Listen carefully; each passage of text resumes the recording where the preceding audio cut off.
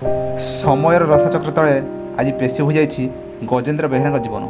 ହଁ ଦର୍ଶକ, ଯେଉଁ ଗଜେନ୍ଦ୍ର ବେହେରା ଦିନେ ବାହାରେ ରହି ପରିବାର ପୋଷଣ କରୁଥିଲେ, ଆଜି ସେ ଗଜେନ୍ଦ୍ର ବେହେରା ଶଯ୍ୟାଶାୟୀ।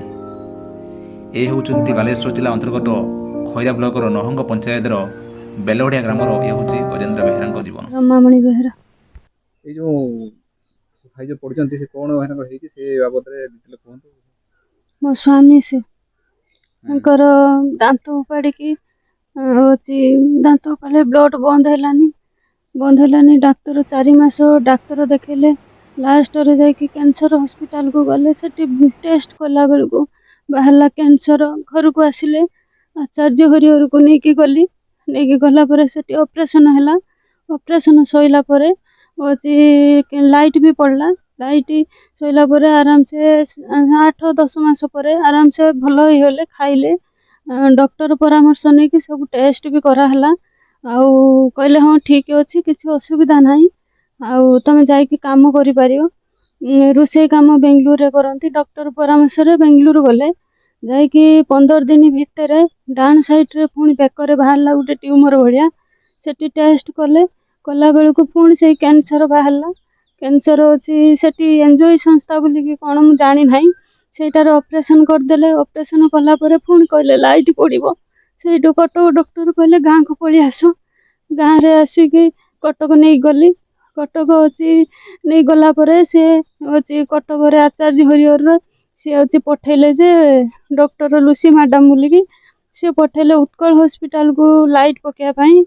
ଲାଇଟ୍ 30ଟା ପକେଇଲେ, କେମୋ 5ଟା ଦେଲା ପରେ ଆସିଲା ପରେ ପୁଣି ଘା ବି ଆଜି ପର୍ଯ୍ୟନ୍ତ ବର୍ଷେ ପରେ ହେଲାଣି। ଲାଷ୍ଟ କେମୋ ଲାଇଟ୍ ପାଟିରୁ ଘା ଛାଡୁନି। ଆଉ ପ୍ଲସ୍ ତାଙ୍କର ପୁଣି 4-5 ମାସ ପରେ ପୁଣି ବାହାରି ପଇଲା କାଖରେ। ଆଜି ଯା ନେଇକି ଯାଇଥିଲି ଅପରେସନ କରିବା ପାଇଁ ପଣ୍ଡା ହସ୍ପିଟାଲ। ଆଉ ସେମାନେ ଫେରେଇ ଦେଲେ, କହିଲେ ସେଟା ଅପରେସନ ହେଇପାରିବନି, ଆଉ ଯଦି ଅପରେସନ କରାଯିବ ହାତ ନଷ୍ଟ ହେଇଯିବ। ଆଉ ଆମେ 9 ଦିନ ରହିକି ପଳେଇ ଆସିଲା ପରେ ପୁଣି ଫୋନ କରିଥିଲେ। 22 ରିପୋର୍ଟ ଯାଇଥିଲା, କହିଲେ ସେଇଟା ଟ୍ୟୁମରରେ କ୍ୟାନ୍ସର ଅଛି, ଆଉ ତମେ ଆସ କେମୋ ଦିଆଯିବ। ତାଙ୍କ ଦେହରେ ତ କିଛି ନାହିଁ ଅବସ୍ଥା, କେମୋ କେମିତି ଦବୁ? ସେ ତ ବହୁତ କଷ୍ଟ ଯନ୍ତ୍ରଣା ପାଉଛନ୍ତି। ଆମେ କେମୋ ଦେଇତେ କେମିତି ନେବି? ବିଛଣାରୁ ତ ଉଠିବା ତାଙ୍କୁ କଷ୍ଟକର ହେଇଯାଉଛି। ମାନେ କେତେ ଦିନ ହେଲାଣି 2 ବର୍ଷ ହେଇଗଲାଣି। ଏରକମ ସେ ସଜାରେ ଏରକମ ସେ ପଡି ହଁ, ରହିଛନ୍ତି। ସେ ନାଇଁ ସେତେବେଳେ ଥିଲେନି, ଏଇ 5-6 ମାସ ହେଲା ଉଠି ପାରୁନାହାନ୍ତି, ବହୁତ କଷ୍ଟ ଆଉ ଖାଇବା ପାଉଛନ୍ତି। ପିଇବା ଖାଇବା ପିଇବା 2 ବର୍ଷ ହେଲା ଖାଲି ଜୁସ୍ କରିକି ପିଉଛନ୍ତି। ଜୁସ୍ କରିକି, ଫଳ ଜୁସ୍ ଆଉ ଛତୁଆ, ତାକୁ ସିଝେଇକି, ପରିବା ସିଝା ସବୁ ସିଝେଇକି ପେଶିକି ଗ୍ରାଇଣ୍ଡର କରିକି ତାକୁ ଛାଙ୍କିକି ପାଣି କରିକି ଦଉଛି। ଡକ୍ଟର କଣ କହୁଛନ୍ତି? ଡକ୍ଟର ତ ମନା କଲେ ଅପରେସନ ହେଇପାରିବନି, କେମୋ ଦିଆଯିବ। ତାପରେ କେମୋ ଏଇଭଳିଆ ଜାଗେ ବାହାରୁଛି, ଜାଗେ ଅପରେସନ କରୁଛନ୍ତି। ମତେ କହିଲେ ଆୟୁର୍ବେଦିକ ଦିଅ, ଆୟୁର୍ବେଦିକ ଏଇଖିଣି ଦିଆ ଚାଲୁଛି। ଆୟୁର୍ବେଦିକ ଦଉଛନ୍ତି? ଆଜ୍ଞା, ଆୟୁର୍ବେଦିର ଦେଲେ ଛାଡିଯିବ ନା ସେମାନେ କହୁଛନ୍ତି? ଆୟୁର୍ବେଦିକର କହୁଛନ୍ତି ତ ଛାଡିଯିବ। ଆୟୁର୍ବେଦିକ ଦବା ପରେ 3 ମାସ ପରେ ସେ ଯୋଉ ଟ୍ୟୁମର ଟା ବାହାରିଛି, ଅଲରେଡି ଆମର ବାଲେଶ୍ୱରରେ ଯୋଉ ଚିତ୍ତରଞ୍ଜନ ସାହୁ ସେଇ ଡକ୍ଟର ପାଖକୁ ଯାଇଥିଲୁ। ସେ କହିଲେ ଟ୍ୟୁମର ତ ବଢିଲାଣି, ଆଉ ତମେ ଯୋଉ ଅପରେସନ ହେଇ ଆସିବ ପଣ୍ଡା ହସ୍ପିଟାଲ। ମୁଁ ପଣ୍ଡା ହସ୍ପିଟାଲକୁ ନେଇକି ଯାଇଥିଲି। ସେଇଠୁ ଫେରେ ସବୁ ଟେଷ୍ଟ କଲା ପରେ ସେମାନେ ମନା କଲେ ଅପରେସନ ହେଇପାରିବନି।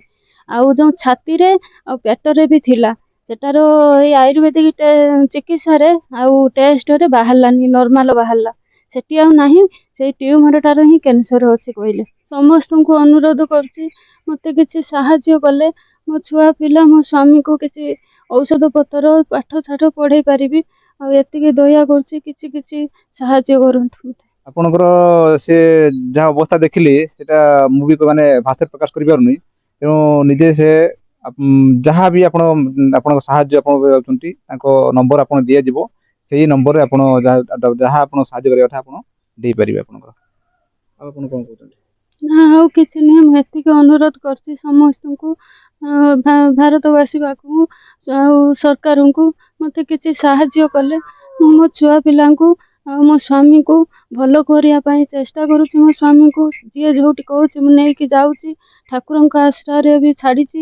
ଆଉ ମତେ କିଛି ସାହାଯ୍ୟ କଲେ ମୁଁ ମୋ ସ୍ୱାମୀ ବା ଛୁଆ ପିଲାଙ୍କୁ ପାଠ ପଢ଼େଇ ପାରିବି, ଏତିକି ମୁଁ କହୁଛି। ଠିକ ଅଛି। ମୁଁ ବି କହୁଛି ଯେ ସରକାରକୁ ବି ନିବେଦନ କରୁଛି ଯେ ଆପଣ ଦେଖନ୍ତୁ ବି ସରକାର ତରଫରୁ କୌଣସି କିଛି ବି ସାହାଯ୍ୟ ସ୍ୱରୂପ ହବ ତାଙ୍କୁ ହେଲ୍ପ କରନ୍ତୁ।